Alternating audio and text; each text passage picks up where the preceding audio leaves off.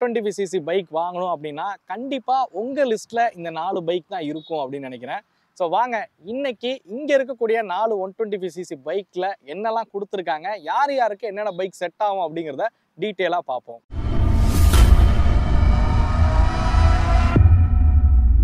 So வீடியோக்குள்ளே போகிறதுக்கு முன்னாடி இந்த பைக்ஸ் வழங்கின இந்த ஷோரூமுக்கு மிகப்பெரிய நன்றியை நான் தெரிவிச்சுக்கிறேன். Thanjai TVS. So TVS bike வாங்கணும் அப்படின்னா மறக்காமல் அவங்கள காண்டாக்ட் பண்ணுங்கள். வைபவ் பஜாஜ் தஞ்சாவூர் பார்த்தீங்க அப்படின்னா தொடர்ந்து நம்ம சேனலுக்கு சப்போர்ட் பண்ணிக்கிட்டே இருக்காங்க. அதேமாதிரி அபிஎன்அபி மோட்டார்ஸ், ஸோ ஹீரோ ஷோரூமான அபிஎன்அபி மோட்டார்ஸ். ஸோ இவங்க 3 ஷோரூமுக்கும் பார்த்தீங்க அப்படின்னா மிகப்பெரிய நன்றியை தெரிவிச்சுக்கிறேன். ஸோ நம்ம கூட பார்த்தீங்க அப்படின்னா ஹீரோவோட எக்ஸ்ட்ரீம் 125, டிவிஎஸோட ரைடர் 125, பஜாஜோட pulsar 125 and Bajaj NS 125. So இந்த பைக்ஸ் எல்லாமே இருக்குது. ஸோ ஏன் சூப்பர் ஸ்ப்ளெண்டர் அதே மாதிரி SP 125 பைக்லாம் இதில் கொண்டு வரல அப்படின்னு நீங்கள் கேட்பீங்க. ஆல்ரெடி நம்ம ஒரு கம்பேரிஷன் 125 வந்து பண்ணியிருக்கோம். அதில் SP 125லாம் வச்சு பண்ணியிருக்கோம். வேணுன்றவங்க அதை போய் பாருங்கள். நம்ம ஏன் இந்த வெஹிக்கிள்ஸை கொண்டு வந்தோம் அப்படின்னா, இப்போ மேக்ஸிமம் யங்ஸ்டர்ஸ் வந்து டிசைன் ஃபோக்கஸ்டாக தான் வந்து வெஹிக்கிள் வந்து பார்ப்பாங்க. ஸோ இங்கே இருக்கக்கூடிய வெஹிக்கிள்ஸ் எல்லாம் பார்த்தீங்க அப்படின்னா யங்ஸ்டர் ஃபோக்கஸ்டாக ரொம்பவே சூப்பரான ஒரு டிசைனில் வடிவமைக்கப்பட்ட ஒரு பைக் அப்படின்னு சொல்லலாம். அதனால தான் இந்த கம்பேரிஷன்ஸ்க்கு இந்த பைக்ஸை வந்து கொண்டு வந்திருக்கோம். ஃபஸ்ட்டு டிசைனில் இருந்தே ஆரம்பிப்போம். டிசைன் பொறுத்த வரைக்கும் பொதுவாக சொல்கிறது தான் டிசைன் சப்ஜெக்டிவ் அப்படிங்கிறது. பட் இங்கே வந்து ஒரு சில பாயிண்ட் நான் சொல்ல விரும்புகிறேன் அப்படின்னு நினைக்கிறேன். பல்சர் 125 மட்டும் பார்த்தீங்க அப்படின்னா கொஞ்சம் அவுடேட்டட் ஃபீல்டில் இருக்குது அப்படின்னு சொல்லலாம். ஏன்னா பல்சர் 125ங்கிறது நம்ம பழைய பல்சரை அப்படியே வந்த டிசைன் தான். ஸோ அதில் ஒரு 125cc இன்ஜின் வச்சு கொடுத்துருக்காங்களோ தவிர மித்தபடி எந்த மாற்றங்களும் பல்சர் 125 பொறுத்த வரைக்கும் கிடையாது. பட் இதை தவிர்த்துட்டு மித்த எல்லா வெஹிக்கிள்ஸும் பார்த்தீங்க அப்படின்னா டிசைன் ரிலேட்டடாக ரொம்ப சூப்பராகவே இருக்குது. ஹீரோவோட எக்ஸ்ட்ரீம் 125 பார்த்தீங்க அப்படின்னா டிசைனில் மிரட்டி விட்டாங்க அப்படின்னு தான் சொல்லணும். ஸோ டிசைன் ரொம்ப சூப்பராகவே இருக்குது அப்படின்னு சொல்லலாம். ஸோ ரோட்டில் போகும்போது பார்த்தீங்க அப்படின்னா ஒரு பெரிய பைக் போல் இருக்கக்கூடிய ஒரு டிசைனில் வந்து எக்ஸ்ட்ரீம் 125 வந்து உருவாக்கியிருக்காங்க. ஸோ எக்ஸ்ட்ரீம் 125 பார்த்தீங்க அப்படின்னா டிசைன் பிரியர்களுக்காக உருவாக்கப்பட்ட ஒரு பைக் அப்படின்னு சொல்லலாம். அதை கண்டிப்பாக ஒரு 125cc பைக்னா நம்ப மாட்டாங்க. ஒரு 200cc பைக் மாதிரியான ஒரு டிசைனில் வந்து உருவாக்கியிருக்காங்க அப்படின்னு சொல்லலாம். ஸோ டிசைனுக்கு ரொம்ப இம்பார்ட்டன்ஸ் கொடுத்து நீங்கள் பைக் வாங்குற நபராக இருந்தீங்க அப்படின்னா ஃபஸ்ட்டு ப்ரிஃபரன்ஸில் எக்ஸ்ட்ரீம் 125 வந்து ப்ரிஃபர் பண்ணுங்கன்னு சொல்லுவேன்.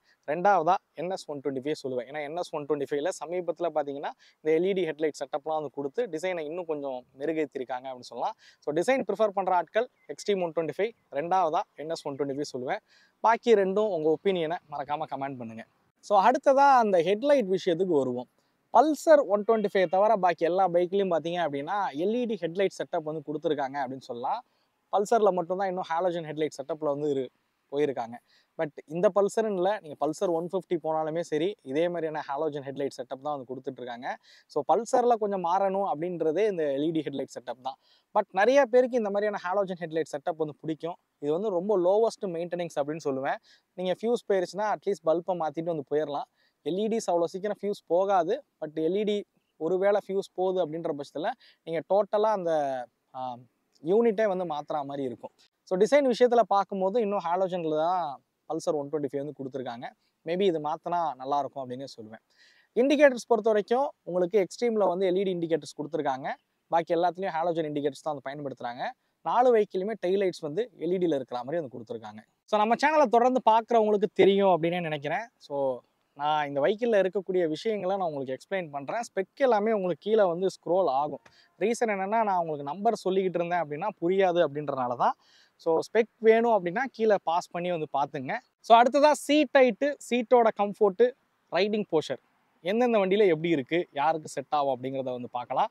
ஸோ ஃபஸ்ட்டு பார்த்தீங்க அப்படின்னா NSலேருந்தே ஆரம்பிப்போம். NS பார்த்தீங்க அப்படின்னா நல்ல ஒரு ஸ்போர்ட்டியரான ஒரு ரைடிங் போஷர் வந்து கொடுத்துருக்காங்க அப்படின்னே சொல்லலாம். ஸோ ஹேண்டில் பார் பொறுத்த வரைக்கும் கிளிப் ஆன் ஹேண்டில் பார்ஸ் வந்து கொடுத்துருக்காங்க. உட்காரத்துக்கு பார்த்தீங்க அப்படின்னா நல்ல ஒரு ஸ்போர்ட்டியராக இருக்குது. ரொம்ப அக்ரெசிவாக குனிஞ்செலாம் இல்லை, நல்ல ஒரு ஸ்போர்ட்டியரான ஒரு ரைடிங் போஷரில் வந்து கொடுத்துருக்காங்க. ஸோ காலும் பார்த்தீங்க அப்படின்னா நல்ல ஒரு ஸ்போர்ட்டியராக டேங்கோட ஹக் ஆன மாதிரி இருக்குது. கால் வைக்கிறதுக்கு எப்படி இருக்குது அப்படின்னு கேட்டிங்கன்னா, ஸோ சீட் ஹைட் பார்த்தீங்க அப்படின்னா உங்களுக்கு மீடியமாக இருக்குது. ஐ திங்க் எனக்கு தெரிஞ்சு ஒரு 5.8. ஸோ என்னோட ஹைட்டுக்கு தாராளமாக வந்து காலை வைக்க முடியுது. 5.8 இருக்கீங்க அப்படின்னா இந்த வெஹிக்கிளை வந்து ப்ரிஃபர் பண்ணலாம் அப்படின்னே சொல்லுவேன். பில்லியன் சீட் கம்ஃபோர்ட்டுமே எந்த ஒரு குறையும் சொல்ல முடியாது. ஸ்ப்ளிட்டபிள் பில்லியன் சீட்டாக தான் வந்து கொடுத்துருக்காங்க. கம்ஃபோர்ட் ரிலேட்டடாக ரொம்பவே நல்லாயிருக்கு. அப்படியே பல்சருக்கு வருவோம். பல்சரில் பார்த்தீங்க அப்படின்னா சிங்கிள் பீஸ் சீட்டுமே இருக்குது. இது இல்லாமல் உங்களுக்கு ஸ்ப்ளிட் சீட்டுமே இந்த மாடலில் வந்து ஆஃபர் பண்ணுறாங்க. ஸோ ஹைட் கம்மியாக இருக்க நபராக இருக்கீங்க அப்படின்னா, அதாவது ஒரு 5.5 இல்லை 5.4 இருக்கீங்க அப்படின்னா அவங்களுக்கு பல்சரோட சீட் ஹைட் செட் ஆகும் அப்படின்னு சொல்லுவேன். இங்கே இருக்கிறதுலே சீட் ஹைட் கம்மியாக இருக்கக்கூடிய மாடல் அப்படின்னா அது வந்து பல்சர் தான். ஸோ பல்சரோட சீட்டிங் கம்ஃபோர்ட் பார்த்தீங்க அப்படின்னா ஹைட் கம்மியாக இருக்கிறவங்களுக்கு தாராளமாக வந்து செட் ஆகும். அது மாதிரி உட்காரத்துக்கும் பார்த்தீங்க அப்படின்னா ரொம்ப ஸ்போர்ட்டியரெல்லாம் இருக்காது. ரிலாக்ஸான ஒரு ரைடிங் போஸ்டர் தான் வந்து கொடுத்துருப்பாங்க. ஒரு மிடில் ஏஜ் பர்சனாக இருக்கீங்க, இல்லை ஏஜ்டு பர்சனாக இருக்கீங்க, இல்லை ஃபேமிலி ஓரியன்டாக யோசிக்கக்கூடிய நபராக இருக்கீங்க, அப்பா அம்மா ஏறி உட்காரணும், அவங்களுக்கும் கம்ஃபர்ட்டாக இருக்கணும், இல்லை ஒய்ஃப் ஒன் சைடாக உட்காருவாங்க, அவங்களும் கம்ஃபர்ட்டாக இருக்கும்னா கண்டிப்பாக வந்து பல்சர் வந்து நீங்கள் போகலாம் அப்படின்னு சொல்லுவேன். ஃபேமிலி யூசேஜுக்கு ஏற்ற ஒரு பைக் அப்படின்னே சொல்லுவேன். அப்படியே ரைடர் 125 விஷயத்துக்கு வருவோம். ஸோ ரைடரும் பார்த்தீங்க அப்படின்னா இவங்க வந்து ஈஸி டு, ஸோ ஒரு ஹைட் கம்மியாக இருக்க நபருமே ஈஸியாக ஏறி உட்காரலாம், ஈஸியாக கிரவுண்டை ரீச் பண்ணுற வகையில் தான் சீட் வந்து இருக்கும் அப்படின்றாங்க. அதே மாதிரி தான் இருக்குது. ரொம்ப ஷார்ட் ரைடராக இருக்கீங்க, ரொம்ப லீனான ரைடராக இருக்கீங்க அப்படின்னா நீங்கள் வந்து ரைடர் வந்து போங்க அப்படின்னே சொல்லுவேன். இருக்கிறதுலே இந்த செக்மெண்ட்லேயே வெயிட்டும் கம்மியாக இருக்கக்கூடிய வெஹிக்கிள் அப்படின்னா இந்த வண்டியை நான் குறிப்பிடுவேன். ஸோ வெயிட் பார்த்தீங்க அப்படின்னா உங்களுக்கு 126 கிலோ தான் பார்த்தீங்கன்னா இந்த வெஹிக்கிளோட வந்து வெயிட் வந்து கொடுத்துருக்காங்க. ஸோ ரொம்பவே லைட் வெயிட்டரான ஒரு வெஹிக்கிள். அதேமாதிரி ஈஸியாக வந்து காலை வைக்க முடியுது. ஸோ என்னால் காலை வச்சு எந்திரிச்சே நிற்க முடியுது. அந்த லெவலுக்கு பார்த்தீங்க அப்படின்னா லைட் வெயிட்டாகவும் கொடுத்துருக்காங்க. ஈஸியாக கிரவுண்டை ரீச் பண்ணுற மாதிரி கொடுத்துருக்காங்க. ஷார்ட் ரைடருக்கு ஏற்ற ஒரு வெஹிக்கிள் அப்படின்னே சொல்லுவேன் இந்த வெஹிக்கிளை பொறுத்த வரைக்கும். ரைடிங் போஸ்டரும் பார்த்தீங்க அப்படின்னா கொஞ்சம் ரிலாக்ஸான ஒரு ரைடிங் போஸ்டர் தான், ரொம்ப அக்ரெசிவாலாம் வந்து இருக்காது. பில்லியன் சீட் பார்த்தீங்க அப்படின்னா உங்களுக்கு இதுவுமே அந்த ஸ்பிளிட்டபிள் சீட்டாக தான் வந்து கொடுத்துருக்காங்க. பட் நல்ல கம்ஃபர்டபுளான நல்ல குஷனிங் இருக்கக்கூடிய ஒரு சீட்டாக வந்து வடிவமைச்சிருக்காங்க அப்படின்னே சொல்லுவேன். ஸோ அடுத்ததாக எக்ஸ்ட்ரீமுக்கு வருவோம். ஸோ எக்ஸ்ட்ரீம் பொறுத்த வரைக்கும் பார்த்தீங்க அப்படின்னா கம்ப்ளீட்லி யங்ஸ்டருக்கான ஒரு வெஹிக்கிள் தாங்க எக்ஸ்ட்ரீம். இதோட உட்காரக்கூடிய ரைடிங் போஸ்டரே பார்த்தீங்க அப்படின்னா நல்ல ஒரு சூப்பரான ஒரு ரைடிங் போஸ்டரில் வந்து கொடுத்துருக்காங்க அப்படின்னு சொல்லுவேன். இந்த வண்டியில் உட்காரதுக்கு எப்படி இருக்குது அப்படின்னா ஒரு MT-15 உட்காந்தா எப்படி இருக்கும், இல்லை ஒரு டியூக்கில் உட்காந்தா எப்படி இருக்கும், ஸோ அது மாதிரி தான் இந்த வெஹிக்கிளில் உட்காரக்கூடிய ரைடிங் போஸ்டர் அப்படிங்கிறது இருக்குது. ஸோ மேபி இது யங்ஸ்டருக்கு எல்லாருக்கும் இந்த ரைடிங் போஸ்டர் வந்து பிடிக்கும் அப்படின்னு சொல்லுவேன். உட்காரதுக்கு ரொம்பவே சூப்பராகவே இருக்குது அப்படின்னு சொல்லலாம். ஹைட் வந்து இந்த வெஹிக்கிள் வந்து கொஞ்சம் சீட் ஹைட் வந்து அதிகம் தான். மேபி ஒரு 5.8க்கு மேலே இருக்கிறவங்க தாராளமாக இந்த வண்டியை வந்து ட்ரை பண்ணலாம் அப்படின்னே சொல்லுவேன். அது மாதிரி பில்லியன் சீட்டுமே வந்து இருக்குல்ல ரொம்ப ஹைட்டான பில்லியன் சீட்டாக வந்து கொடுத்துருக்காங்க. ரொம்பவே ஹைட்டாக தான் இருக்குது. ஃபேமிலியில் இப்போ அப்பா அம்மாலாம் ஏறி உட்காரணும் அப்படின்னா மேபி இதில் கொஞ்சம் கஷ்டப்படுவாங்க அப்படின்னு சொல்லலாம். இல்லை ஒன் சைடாக உட்காரக்கூடிய ஆட்கள், லேடிஸ் வந்து ஒன் சைடாக உட்காரணும் அப்படின்னா மேபி இதில் வந்து கொஞ்சம் உட்காரது கஷ்டமாக இருக்கும் அப்படின்னே சொல்லுவேன். அடுத்ததாக ஃபியூல் டேங்க் விஷயத்துக்கு வருவோம். ஃபியூல் டேங்க் பொறுத்த வரைக்கும் பார்த்தீங்க அப்படின்னா உங்களுக்கு எக்ஸ்ட்ரீம்லேயும் ரைடர்லேயும் 10 லிட்டர் ஃபியூல் டேங்க் கொடுத்துருக்காங்க. என்எஸில் வந்து 12 லிட்டர், பல்சரில் வந்து 11.5 லிட்டர் ஃபியூல் டேங்க் வந்து கொடுத்துருக்காங்க. ஸோ பல்சர் 125ல மட்டும்தான் மெட்டலில் இருக்கிற மாதிரி ஃபியூல் டேங்க் வந்து பயன்படுத்தியிருக்காங்க.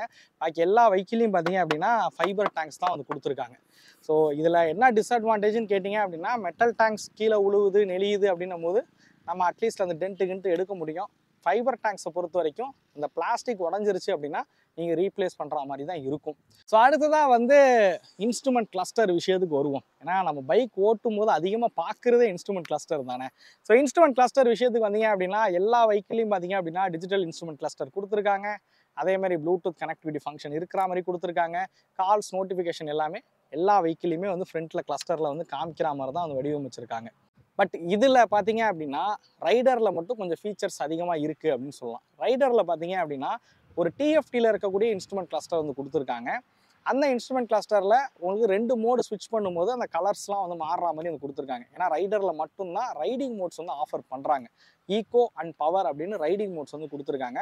அந்த ரைடிங் மோட் ஸ்விட்ச் பண்ணும்போது இன்ஜினோட பவர் டெலிவரி அவுட்புட்லாம் கொஞ்சம் மாறுது. கிளஸ்டர்லேயும் பார்த்தீங்க அப்படின்னா அந்த மோடு ஸ்விட்ச் பண்ணும்போது அந்த கலர் தீம்லாம் வந்து மாறுறது பார்க்க ரொம்பவே சூப்பராகவே இருக்குது அப்படின்னு சொல்லுவேன். டிஎஃப்டி டிஸ்பிளேவோட ஆஃபர் பண்ணக்கூடியது ஒன்லி ரைடர் மட்டும்தான். அதே மாதிரி எல்லா வெஹிக்கிளையுமே வந்து யூஎஸ்பி சார்ஜர் அப்படிங்கிறது வந்து கொடுத்துருக்காங்க. நீங்கள் 4 வெஹிக்கிளையும் பார்த்தீங்க அப்படின்னா உங்கள் மொபைல் ஃபோனை சார்ஜ் போட்டுக்கவும் முடியும். ஸோ அடுத்ததாக வீல்ஸ், பிரேக்ஸ், சஸ்பென்ஷன் விஷயத்துக்கு வருவோம். இங்கே இருக்கக்கூடிய 4 வெஹிக்கிள்லையும் பார்த்தீங்க அப்படின்னா ஃப்ரண்ட்டில் வந்து டெலஸ்கோபிக் சஸ்பென்ஷன் தான் வந்து பயன்படுத்தியிருக்காங்க. இருக்கிறதுலே கொஞ்சம் ஃபோர்க் லென்த் வந்து அதிகமாக இருக்கிறது எது அப்படின்னு கேட்டிங்க அப்படின்னா ஃபோர்க்கோட லென்த் இல்லை, ஃபோர்க்கோட டயா அதிகமாக இருக்கிறது எதுன்னு கேட்டிங்க அப்படின்னா எக்ஸ்ட்ரீமில் தான். ஸோ ஃப்ரண்ட்டில் பார்த்தீங்க அப்படின்னா 37 mm ஃபோர்க் வந்து பயன்படுத்தியிருக்காங்க எக்ஸ்ட்ரீம் பொறுத்த வரைக்கும். பாக்கி எல்லாத்துலேயுமே வந்து சிமிலராக இருக்கக்கூடிய ஃபோர்க்ஸ் தான் வந்து பயன்படுத்தியிருக்காங்க. ரியரில் பார்த்தீங்க அப்படின்னா பல்சர் 125 தவிர பாக்கி எல்லாத்துலேயுமே வந்து மோனோ சஸ்பென்ஷன் தான் வந்து கொடுத்துருக்காங்க. அட்ஜஸ்டபிள் லோடுக்கு தகுந்த மாதிரி நீங்கள் அட்ஜஸ்ட்டும் வந்து பண்ணிக்க முடியும். பல்சரில் மட்டும்தான் பார்த்தீங்க அப்படின்னா ட்வின் காயில் ஸ்ப்ரிங் சஸ்பென்ஷன் பார்த்தீங்க அப்படின்னா கொடுத்துருக்காங்க. Case field twin coil spring suspension வந்து கொடுத்துருக்காங்க. ஸோ சஸ்பென்ஷன் ஃபீட்பேக் எது பெட்டராக இருக்குது அப்படின்னு கேட்டிங்கன்னா எனக்கு தெரிஞ்சு நாலுமே வந்து ஓகே அப்படின்னு சொல்லுவேன், ரொம்ப குறை சொல்கிற அளவுக்கு கிடையாது. பட் சாஃப்ட்வேர் சைடாக நான் ஃபீல் பண்ணுறது பல்சர் 125லையும் ரைடர் 125 தான். இது ரெண்டுமே பார்த்தீங்க அப்படின்னா பில்லியன்லாம் வச்சு போகும்போது பார்த்தீங்க அப்படின்னா ரொம்ப சாஃப்ட்வேர் சைடான ஒரு சஸ்பென்ஷன் செட்டப்பாக இருக்குது. அதனால அண்டர் பில்லி வந்து அடிப்படுதுன்னே சொல்லுவேன் இந்த ரெண்டு பைக்கை பொறுத்த வரைக்கும். நீங்கள் இருக்கிறதே பல்சர் 150 பார்த்தீங்க அப்படின்னா கிரவுண்ட் கிளியரன்ஸ் வந்து ரொம்ப கம்மியாக வந்து கொடுத்துருக்காங்க. இது 180 mm கிரவுண்ட் கிளியரன்ஸாக இருந்தாலும் உங்களுக்கு டிவிஎஸ் ரைடர் வந்து அண்டர் பில்லி வந்து அடிப்படுது. ஸோ என்னைய மாதிரி 2 பேர் உட்காந்திங்க அப்படின்னா அண்டர் பில்லி வந்து அடிப்படுது அப்படின்னே சொல்லுவேன். மேபி லோடு வந்து அட்ஜஸ்ட் பண்ணிங்க அப்படின்னா சஸ்பென்ஷன் ரொம்ப ஸ்டிஃபர் ஆகிடும், அப்போ வேணால் அடிப்படாமல் இருக்கலாம். பட் ஸ்டாக் கண்டிஷனில் வரும்போது அண்டர் பில்லி வந்து 2 பைக்லேயும் அதிகமாகவே அடிப்படுது. அடுத்ததாக பிரேக்ஸ் விஷயத்துக்கு வருவோம். ஸோ ஃப்ரண்ட் பிரேக் பார்த்தீங்க அப்படின்னா 240 mm டிஸ்க் பிரேக்கு 4 வண்டியிலும் பயன்படுத்தியிருக்காங்க. ரியரில் 130 mm ட்ரம் பிரேக்ஸ் தான் 4 வண்டியிலும் பயன்படுத்தியிருக்காங்க. 4 வண்டியிலுமே கம்பைன் பிரேக்கிங் சிஸ்டம் இருக்குது. பட் இதில் ஒரு சின்ன அட்வான்டேஜ் கிடைக்கிறது எந்த பைக்குக்கு அப்படின்னு கேட்டிங்கன்னா ஹீரோவோட எக்ஸ்ட்ரீம் தான். ஸோ எக்ஸ்ட்ரீமில் மட்டும்தான் உங்களுக்கு வந்து ஏபிஎஸ் பிரேக் வந்து ஆஃபர் பண்ணுறாங்க ஹீரோ. வேறு எதுலேயும் பார்த்தீங்க அப்படின்னா ஏபிஎஸ் பிரேக்கிங் சிஸ்டம் அப்படிங்கிறது வந்து கிடையாது. எக்ஸ்ட்ரீமில் மட்டும்தான் இந்த 125cc செக்மெண்ட்லேயே ஏபிஎஸ் பிரேக் வந்து கொடுத்துருக்காங்க. ஸோ ஃப்ரண்ட்டோட ஏபிஎஸ் மாடல் போனீங்க அப்படின்னா ஃப்ரண்ட்டோட டிஸ்க் பிரேக்கோட சைஸ் வந்து ஐ திங்க் ஒரு 278 mm சம்திங் வருது. கொஞ்சம் பெரிய டிஸ்க் பிரேக் வந்து பயன்படுத்தியிருக்காங்க. ஸோ சேஃப்டி ப்ரிஃபர் பண்ணி பைக் வாங்கணும்னு நினைக்கிறீங்க அப்படின்னா எக்ஸ்ட்ரீமோட 125 வந்து போகலாம், இந்த மாதிரி ஏபிஎஸ் சிஸ்டம்லாம் வந்து கொடுத்துருக்கனால. ஸோ அடுத்ததாக டயர்ஸ் விஷயத்துக்கு வருவோம். இருக்குலே நல்ல அகலமான டயர் கொடுத்துருக்கக்கூடிய வெஹிக்கிள் எது அப்படின்னு கேட்டிங்கன்னா அதுவுமே எக்ஸ்ட்ரீம் தான். ஸோ எக்ஸ்ட்ரீமில் பார்த்தீங்க அப்படின்னா ரியரில் வந்து 120 செக்ஷனு, ஃப்ரண்ட்டில் பார்த்தீங்க அப்படின்னா 90 செக்ஷன் டயர்ஸ் வந்து பயன்படுத்தியிருக்காங்க. ஸோ கார்னரிங் ஸ்டெபிலிட்டிலாம் பார்த்தீங்க அப்படின்னா எக்ஸ்ட்ரீமில் வந்து இன்னும் பெட்டராகவே இருக்குது அப்படின்னு சொல்லுவேன் இந்த 3 பைக்கோட கம்பேர் பண்ணும்போது. ஸோ நல்ல அகலமான டயர்ஸ்லாம் கொடுத்து ஒரு பார்க்குறதுக்கு ஒரு 125cc பைக் மாதிரியே இல்லாத வகையில் டிசைன் பண்ணியிருக்காங்க அப்படின்னு சொல்லலாம் எக்ஸ்ட்ரீம் பொறுத்த வரைக்கும். இந்த வீடியோவில் உங்களுக்கு தோணலாம் என்னடா எல்லாத்துக்குமே எக்ஸ்ட்ரீம் பாசிட்டிவாக சொல்கிறோமே அப்படின்னு. வேறு வழி இல்லை, எக்ஸ்ட்ரீம் வந்து ப்ரைஸும் அதிகமாக ப்ளேஸ் பண்ணியிருக்காங்க. இந்த செக்மெண்ட்லேயே விலை அதிகமாக இருக்கக்கூடிய பைக் வந்து எக்ஸ்ட்ரீம் தான். அந்த விலைக்கு தகுந்த ஒரு சில ஃபீச்சர்ஸ்லாம் கொடுத்து தான் எக்ஸ்ட்ரீமை வந்து கொண்டு வந்திருக்காங்க.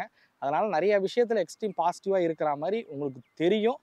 பட் இன்னும் ஒரு சில விஷயங்கள் எக்ஸ்ட்ரீமில் நெகட்டிவ் இருக்குது, அதெல்லாம் நம்ம அடுத்தடுத்து வந்து பார்ப்போம். ஸோ அடுத்ததாக இன்ஜினோட பர்ஃபார்மன்ஸ் தான். இந்த 4 வண்டிலையும் பார்த்தீங்க அப்படின்னா ஒரு 125cc கொண்ட இன்ஜின் வந்து கொடுத்துருக்காங்க. பெருசாக பவர் அண்ட் டார்க்ஸ்லாம் வந்து ஆன் பேப்பர் பார்க்கும்போது பெரிய வித்தியாசங்கள் இல்லை அப்படின்னு தான் சொல்லணும். ஒரு 0.2 ஒரு 0.4 இந்த ரேஞ்சில் தான் வந்து பவர் அண்ட் டார்க்ஸில் வந்து வித்தியாசங்கள் அப்படிங்கிறது வந்து இருக்குது.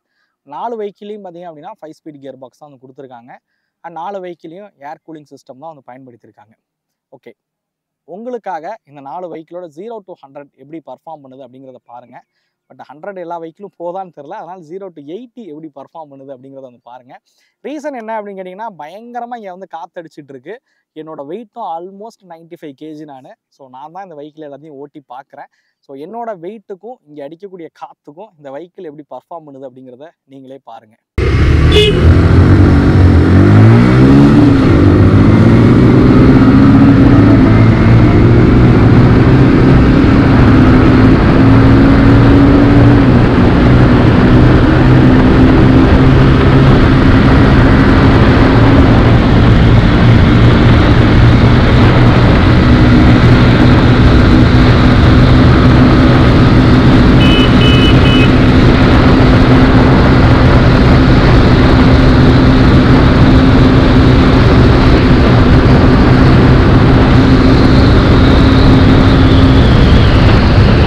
ஓகே, நீங்கள் பார்த்துருப்பீங்க 0 to 80 அண்ட் 0 to 100லாம் எப்படி பர்ஃபார்ம் பண்ணுச்சு அப்படிங்கிறது.